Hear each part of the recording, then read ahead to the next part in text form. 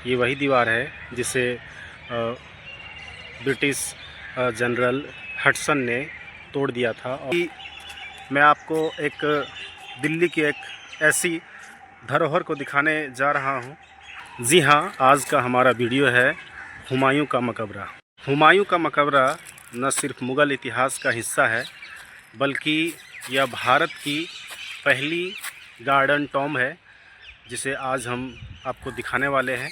अगर आप इतिहास में रुचि रखते हैं और इतिहास को समझते हैं, तो इस वीडियो के माध्यम से हम आपको हुमायूं के मकबरे के बारे में, उसके इतिहास के बारे में और यहाँ पर आने जाने की व्यवस्था के बारे में सब आपको दिखाने वाले हैं। सबसे पहले हम बात करते हैं कि आखिर हुमायूं के मकबरे के पास हम किस प्रकार से पहुँचेंगे और यहाँ पहुँचने का सही समय क्या है और यहाँ पे टिकट कितना लगता है, इन सब बातों का जिक्र करेंगे। तो आपको हम बता दें कि अगर आप नई दिल्ली मेट्रो स्टेशन या फिर रेलवे स्टेशन से आते हैं, अगर आप मेट्रो से आते हैं तो आपको जवाहरलाल नेहरू स्टेडियम के पास उतरना होगा। जवाहरलाल नेहरू स्टेडियम में उतरने के बाद आप सीधा हुमायूं टॉम्ब आ सकते हैं।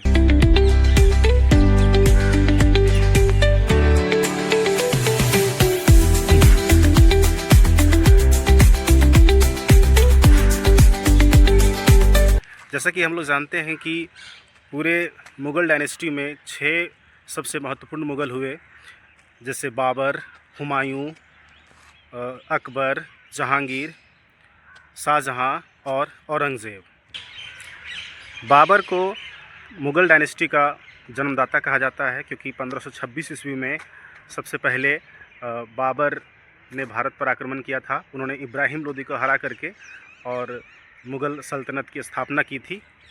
बाबर के पिता का नाम उमर शेख मिर्ज़ा था और उसकी माता एक मंगोलियन थी, जिसके बाद यहाँ की कम्युनिटी ने उसे मुग़ल कहना शुरू कर दिया था। ताजमहल तो आपने देखा ही होगा, लेकिन ताजमहल को बनाने वाले थे शाहजहां ने। शाहजहां ने अपनी बेगम मुमताज़ बेगम की याद में उन्होंने ताजमहल को बनवाया था। लेकिन यहाँ पर हुमायूं का मकबरा हुमायूं की पत्नी ने, हमीदा बानो बेगम ने बनवाया था। 1565 में इस मकबरे का निर्माण शुरू हुआ था और 1572 ईस्वी में यह मकबरा बनकर तैयार हुआ था। 8000 जो श्रमिक थे वो पूरे दिन रात एक करके काम किए थे और तब जाकर के हुमायूं का मकबरा बनकर तैयार हुआ।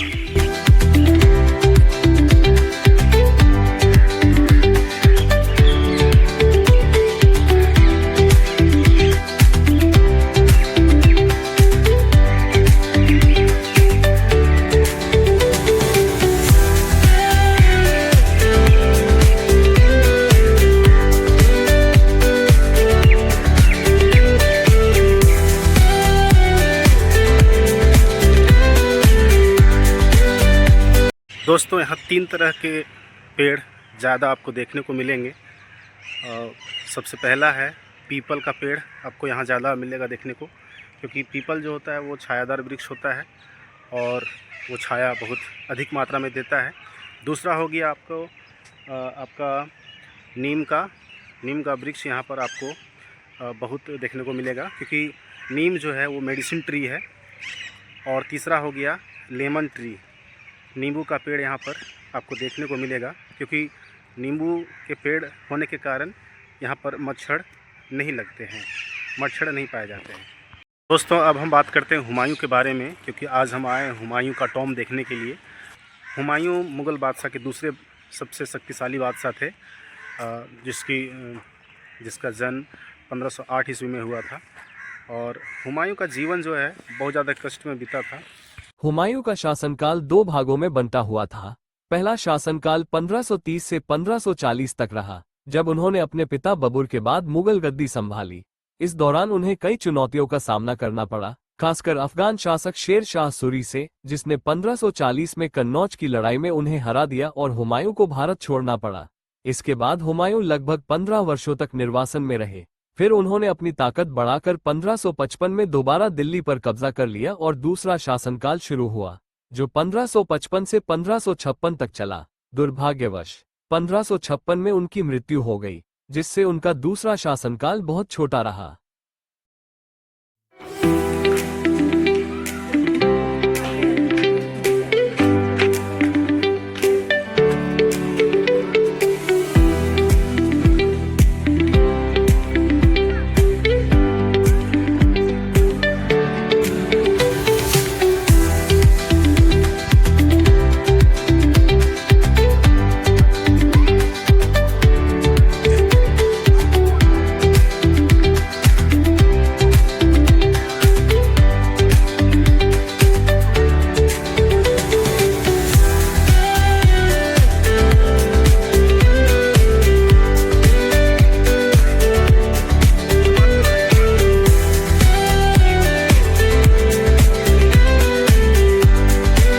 हुमायूंस टूम में आपको एक अनोखी कब्र देखने को मिलेगी, जिसे नाई का मकबरा कहा जाता है। यह कोई आम नाई नहीं, बल्कि शाही परिवार का बेहद भरोसेमंद व्यक्ति था। मुगल दौर में नाई को राजा के निजी जीवन तक खास पहुंच होती थी। इसी सम्मान की वजह से उसे हुमायूं के मकबरे के पास दफनाया गया। यही कारण है कि आज भी यह मकबरा लोगों के लिए एक दिलचस्प रहस्य बना हुआ है।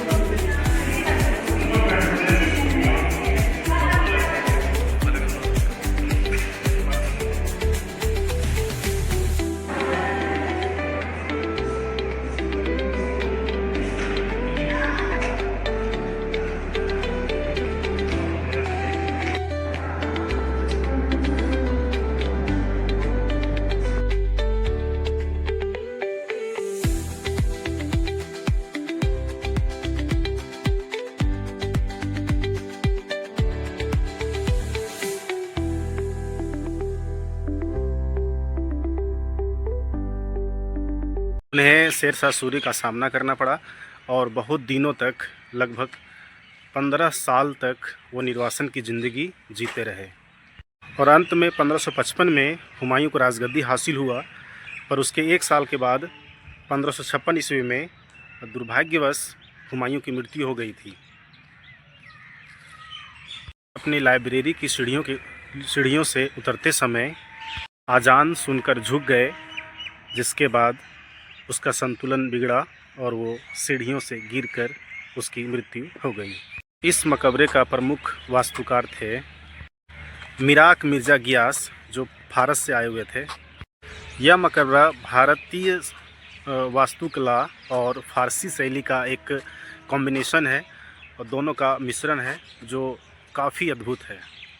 इस मकबरे में सफ़ेद संगमरमर और लाल बलुआ पत्थर का इस्तेमाल किया गया है, जो और ही आकर्षक बनाता है। का मकबरा भारत का एक ऐसा मकबरा है जो 4 बाग शैली में बना हुआ है। 4 बाग शैली का कहने का मतलब ये हो गया कि मकबरे के चारों ओर एक समान रूप से बाग बनाए गए हैं। हुमायूं के मकबरे में हुमायूं के अलावा इनके शहजादों के भी कब्र इन्हीं के अंदर दफनाए गए हैं। और इसके अलावा मुग़ल काल के जितने भी अधिकांश मेंबर को इसी मकबरे के अंदर दफनाए गए हैं। इस हुमायूं मकबरे के परिसर में ईसा खान का भी मकबरा है, जिसे मैं अभी थोड़ी देर में आपको दिखाने वाला हूँ।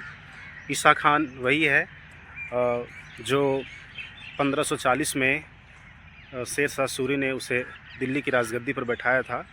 और जब 1540 में हुमायूं यहाँ से भागा था तो 1555 में आने के बाद जब पता चला कि शेर शाह सूरी की मृत्यु हो चुकी है तो उन्होंने ईसा खान को 1555 ईस्वी में ईसा खान पर हमला किया था और ईसा खान को मार करके उनके पूरे परिवारों को मार करके यहीं पे दफन कर दिया। और उसके बाद 1555 में वो यहाँ का दोबारा से मुग़ल बादशाह बन जाता है। ये जो हमारे पीछे आप देख रहे हैं ये है ईसा खान का मकबरा, जिसे हुमायूं ने मार करके और यहीं उसके पूरे परिवार को मार करके और यहीं दफन कर दिया था। हमारे पीछे जो आप टूटी हुई दीवार देख रहे हैं ये वही दीवार है जिसे ब्रिटिश जनरल हडसन ने तोड़ दिया था। और यहाँ तोड़ने के बाद यहाँ से बहादुर शाह जफ़र जो अंतिम मुग़ल बादशाह थे, बहादुर शाह जफ़र को यहीं से गिरफ़्तार किया गया था। और ब्रिटिश जनरल को पता चल गया था कि यहाँ पर बहादुर शाह जफ़र छुपा हुआ है, जिसके बाद उन्होंने इस दीवार को तोड़ करके और अंदर दाखिल हुआ था और यहाँ से बहादुर शाह जफ़र को गिरफ़्तार करके और रंगून यानी बर्मा ले गया था।